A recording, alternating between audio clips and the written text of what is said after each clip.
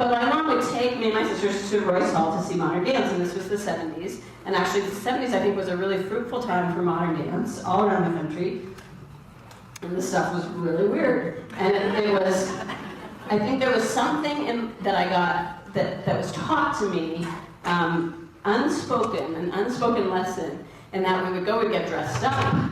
I would wear my little famolares, wavy heel, and then it would be so exciting. I'd get a ticket, I'd get to hold the ticket and give it to the ticket person. It was like $30 or something, like it was not nothing. And then we'd go sit in our seats, and then the curtains would raise, and it would be Paul Taylor's dance company, and they would run across the stage, and they would be barking.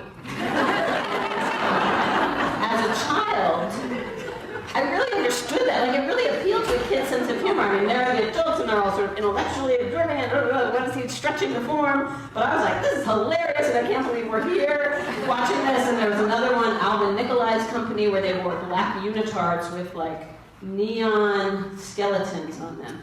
So the neon skeletons, they lit it in such a way that you would see the skeleton dancing, and then the dancers would turn around really fast and they would vanish.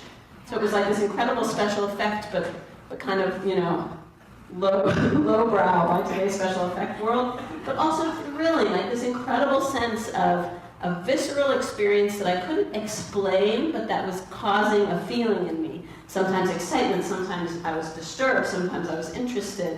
But I think that there was something wonderful about the permission that gave me and my sisters about art, just about what are the boundaries that one can push in terms of what's real. Because here was this show, and it was really strange, and some people did standing ovations, some people walked out. It was all very, felt very alive and active.